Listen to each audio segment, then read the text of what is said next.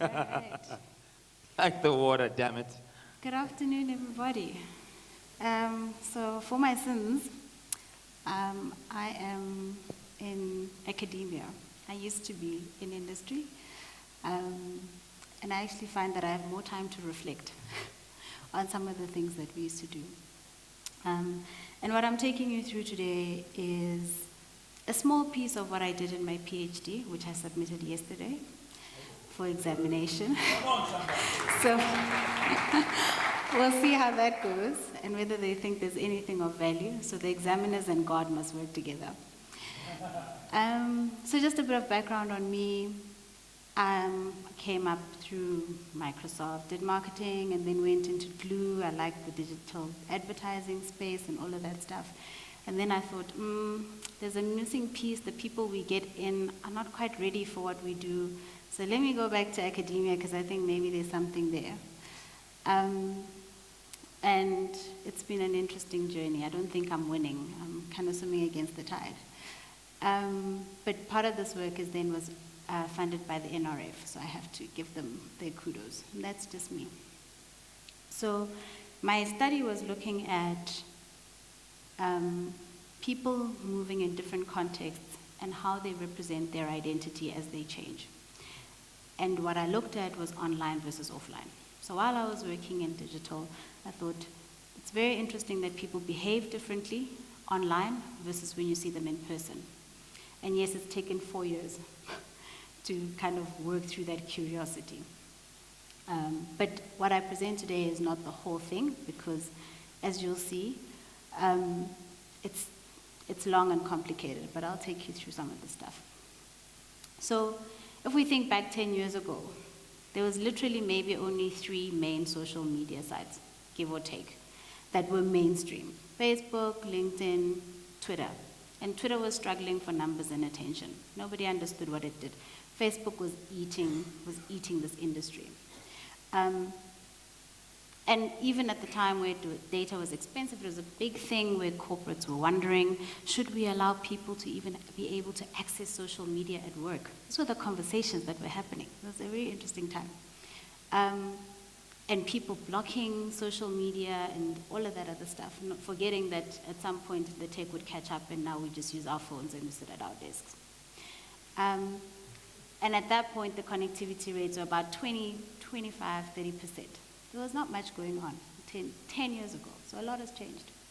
So in my research, I looked at specific individuals. I looked at 11 individuals, and I interviewed them, which is a hell of a lot of work, and I analyzed their Facebook.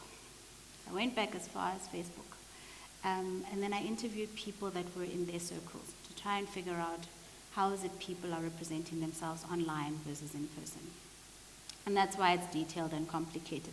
But the piece that I'll really be talking about is the Facebook piece today. And of all so that's just most of it. A lot of the stuff, and we used Facebook because we had a bit of a fundamental challenge between me and my supervisor. She was like, don't use that social media, just use Facebook. She's 60. I was like, okay, I concede, we'll use Facebook. I don't think it's the right one, but okay. And I suppose some of the data has vindicated that, but that's the reason why Facebook. So if anybody's wondering why Facebook, okay. So I looked at 8 people's Facebook pages and went back, and don't ever do this. This is the most harrowing piece of work. The person who had been on the earliest had been my second person, and they'd been on Facebook since 2006. The kind of latest person has been on Facebook for 9 years. So I've had to analyze each individual person from the time they started on Facebook up until September 2018. Let's just say I don't like Facebook. I don't log into Facebook often enough. And my gosh, I think Facebook was very excited to have me for the time I was analyzing this data. And so sequentially, in terms of how I went about it, this was it. The first person was 2010, and actually, on average, people had been on Facebook for as long as Facebook had been around, give or take. So it's interesting. All of them are active, and that was one of the key criteria for them to participate in the study. You had to have some university education, you had to be on Facebook specifically, and be an active user according to Facebook's definition, which interestingly, when I looked at the time, had changed from what they had been saying an active user is. Now an active user on Facebook is somebody who logs in once a month. Is that really an active user? That makes me an active user. I don't do much. I don't think I've posted anything in a long time. So it's interesting that that's changed over time, because I think maybe 2-3 years ago, when I was looking at the numbers, what Facebook was defining as an active user has changed. So we're also moving the goalposts in terms of how we are being sold these products, these social media, etc. And one of my respondents in her interview said, yeah, and I asked, okay, so how do you keep in touch with people? So these are people who are, shall we call them, they call them self-initiating expatriates, so people that have moved to South Africa for professional gain and advantage, who are not originally born in South Africa. So I don't want to use the term foreigners, but people who are not born in South Africa and have moved here for specific things and have done so voluntarily. And she said, so I said, okay, well, how do you keep in touch with your entire network? It's vast, it's global. How do you make sure that people stay in touch with you? Okay, no, I use this, I use that. And she said, actually, it's a pity because, you know, Facebook used to be such a wonderful thing. But now with social media fragmentation, and I was like, okay. She's in the industry. So I was like, okay, that's an interesting term of fragmentation. I've never heard that before. And she went on to explain that actually because there's so many new social media, every single new social media is competing for the same attention. So the number is not growing. And she just felt that less and less people are on Facebook, and you can't really pinpoint where everyone is, because everyone is everywhere. And ultimately, it just dissuades her from being on social media, because then she feels like it's extra work. And this was participant number 4. And then this theme just kept coming up. People don't like to have their attention divided. And Facebook used to be convenient because everyone was on Facebook and you spoke to everyone on the same platform. And ultimately, all of them were saying it was really nice. It was interesting. It was like a nostalgic moment. So my participants were between the ages of 25 to 38. All of them spoke about it as a nostalgic moment. Oh, it used to be great. Facebook used to be amazing. Why was it amazing? It was really amazing because you could keep in touch with people, you could see their lives, and you didn't really have to always be on them or be in touch or, you know. So there was a social motivation to stay somehow connected. And that's what was the magic of Facebook. If you think before there was Facebook, there wasn't that. You were using an email to get hold of someone. You were directly contacting someone. And now someone could voluntarily share their life. And you'd be like, oh, they've gone skiing on a trip. The next time you have a conversation, you can have a conversation about how was your ski trip, without having a long, drawn-out, love letter about how was your ski trip, what happened, and people trying to keep everybody in touch in their network, especially when they're far away from them. And so the more social media we add and the less centralization, people have felt that actually what's happening is that they're feeling a lot less connected to people. So what was the magic of social media has now become the enemy of social media. The more there are, the more connected we are, the quicker the connectivity is, the less people want to do it. Because actually they feel that the engagement is no longer as authentic as what they had before. And ultimately, and it was interesting for me because from 25 to 38, all of them had diminishing use of Facebook. When I looked at their pages, it started out people sharing almost every part of their lives. Where they're going for dinner, oh, I'm coming home, let's hook up, oh, we're going to go for dinner here, sharing their itineraries, sharing their email addresses, sharing their mobile phone numbers. sharing such intimate details on the wall, because there wasn't even a private space. There wasn't even a Facebook Messenger at the time. There wasn't an inbox. And they were sharing this stuff with their people. Oh, I didn't realize you had moved. Yeah, we moved at this time. We're living here. All this stuff, right? I was like, do people know that their information is still online, number one, and that their real mobile phone is still online with people that they're with?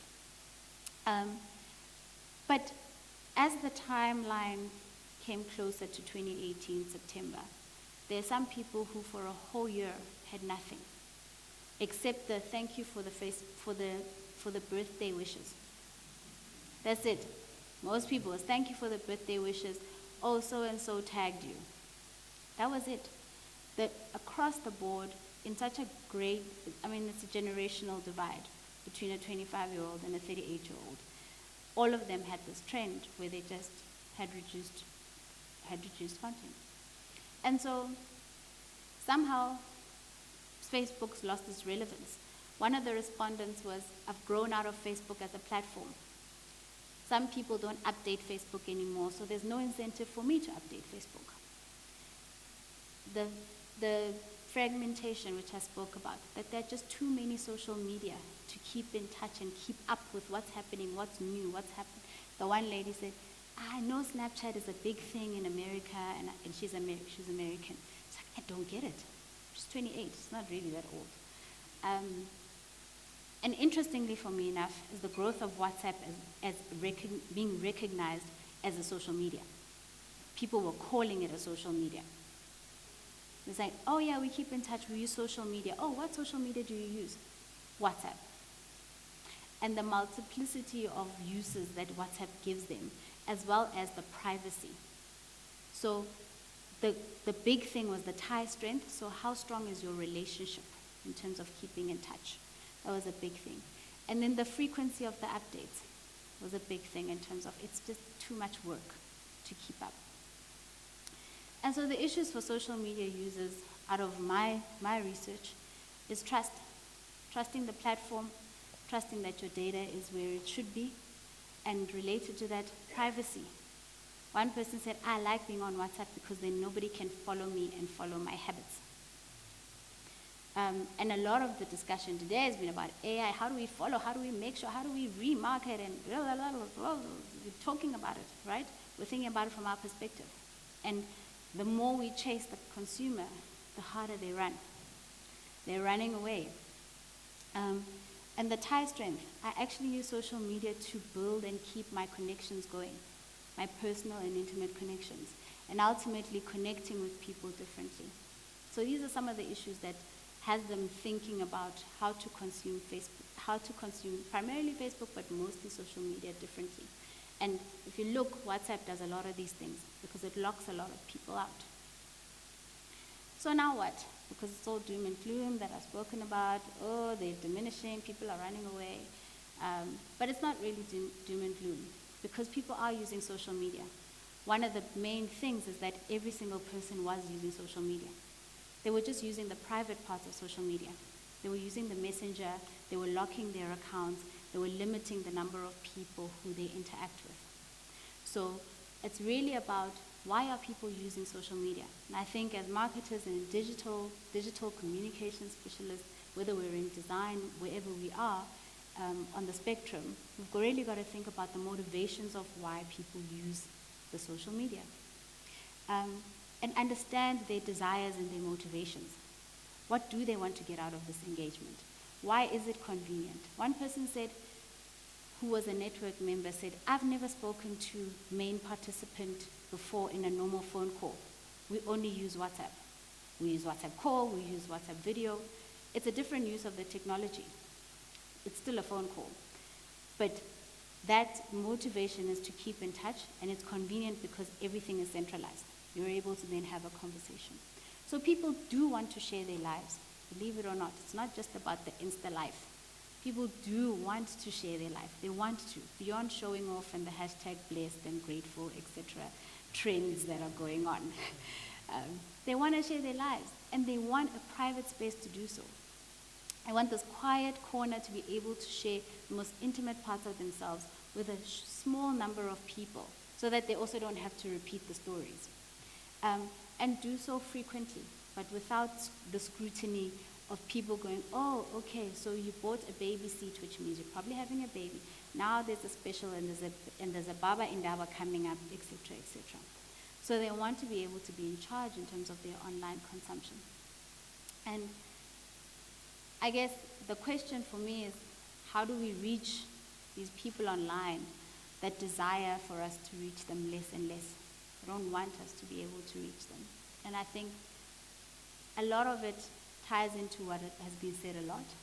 It's about being relevant. Understand the mindset of who we're talking to. And part of that is investing in understanding who our audiences are. Gaining the trust. We haven't done this enough. This is not a good enough job. We already assume that because people are online, they want to hear from us, that we already have a relationship. This is almost virtually harassment. It's virtual harassment. So we need to gain the trust of people. And it's something that was also said in terms of point 3, tell stories. The fact that Jay showed a video that's on WhatsApp and is probably making the rounds, somebody's telling a story. Somebody's sharing that. And what are our motivations? For more people to see our stuff on their terms and share it the way they want, or we want to be able to box them so we can do the data analytics and then find out and then be able to remarket, etc. While those things are all important, we've also got to really balance it against what it is people are trying to get. Are we entertaining them? Are we telling them a story that's compelling enough that they want to share? And that goes to number 4. Make it shareable. This thing of locking people in, you can't share it unless you give me your email address, and then we have an exchange. Make your content shareable. Part of it is not making a 5-minute video. We know what the issue is with data. So there was a question about whether you make the platform suit the content or vice versa. Make the content suit the user. What are you trying to get them to do? So that's the thing. Because if you want them to share and carry on and this content to go around, make it easy. Make it easy for people to share. That's how GIFs became a real thing.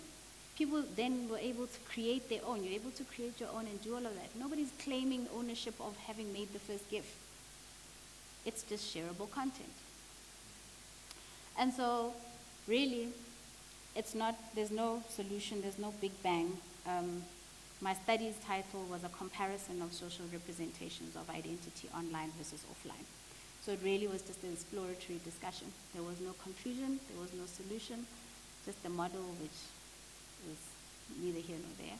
But I think in terms of the content today and what we've heard over the last few days, I just wanted to share some of those insights in terms of what's the real nitty-gritty data around the people we're using. And of course, take it with a pinch of salt because I only spoke to 11 people of a specific type.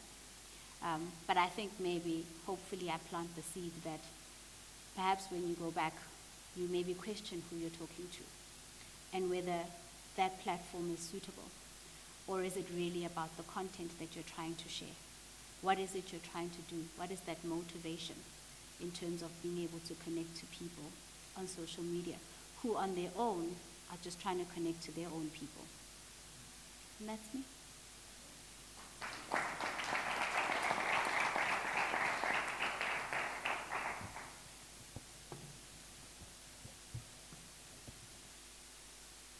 Hi. Hi. So congratulations on submitting. Thank you. I think I should call you doctor because I know you'll pass. So. Not until I'm conferred. Otherwise, I become in violation of university code. But thank you. So my question is, I've been reading a lot about data and oil. Data what, sorry? And oil. Aha. So they say data is the new oil now. It's more valuable. Some people say it's not. And more people lean towards it. So, in your research, maybe have you come across something like that proves otherwise, that data is more valuable than oil? I think for as long as we're driving cars, maybe data is not, unless we can pour data into our cars, maybe it's not quite as commercially valuable. Sure. I do think data is important. So for example, this research is powered by data. It may not be the conventional sense of data in this room, but I had to go out and find out and go and interview people and get that and troll through Facebook. It was like wading through mud. And I think it is valuable for our businesses. It has become the lifeblood of businesses, or should be. Because if we look at businesses that go bust, it's often because they lose a connection. They lose the connection with the people they're trying to reach. They lose a connection with what the fundamentals of their business is. And so, in terms of commercial viability in our businesses, in our agencies, etc., then perhaps it is the oil. And it's about how do we explore to find new oil fields? And not in terms of trying to exploit people, but finding where the value lies in terms of that data, because we get so much data, but what is the value in that data? Sure. I Thanks. hope that answers.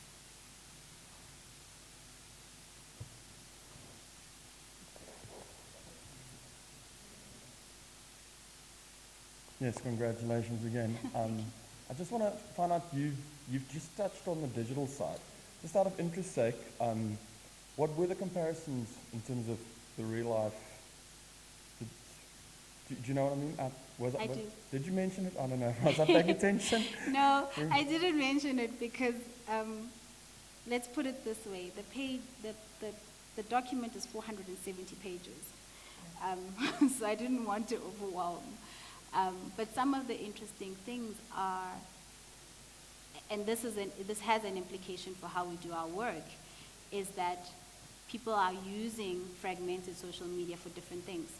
So one guy happens to be an influencer, so he uses Instagram for showing off, but he actually uses WhatsApp and he uses, I think, Facebook Messenger to communicate with his people.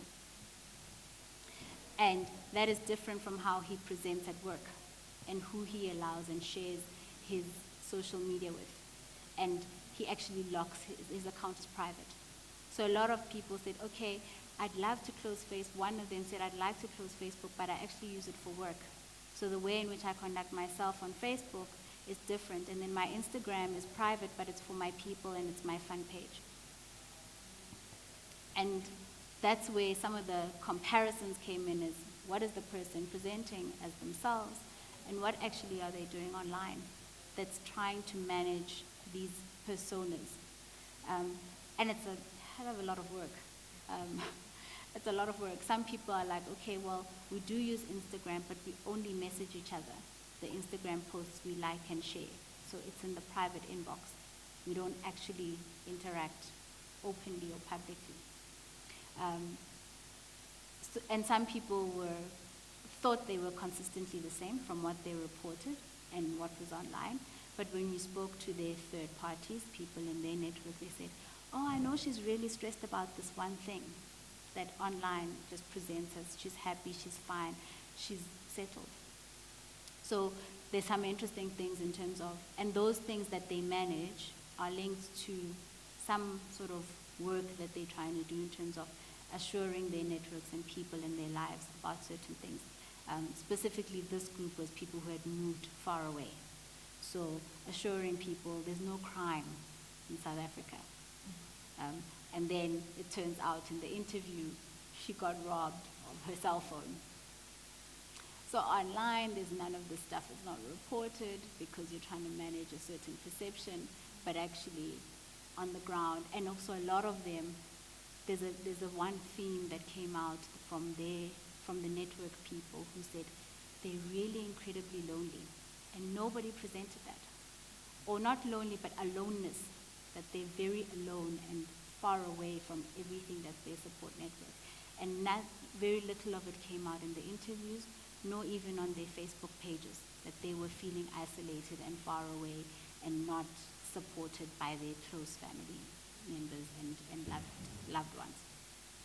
Thanks. So if I just may, because there's an interesting insight there. So to get the truth from someone, don't ask them directly, ask their friend. Is that what you're saying? So the more valuable, more insightful data came actually from asking their networks and their friends? Is that a correct assumption? So the insight is that you need to triangulate data. So you can't start with the one person, because how you perceive yourself is how you behave. You have an idea of who you think you are. and that's how you behave. But to get to some sort of truth, you've also got to find other data points to be able to just double check. So that's why I did 3 data set points. Because if I just interviewed people and looked at their Facebook, I might have gotten a very different picture from adding their network. So it's also about verifying the data, finding a way to triangulate, to verify that what you have is what you really have, what you're seeing is what it really is. I hope that helps. Yeah, definitely. Thank you.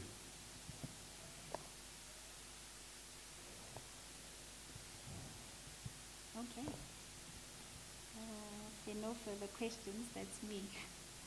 Thank you.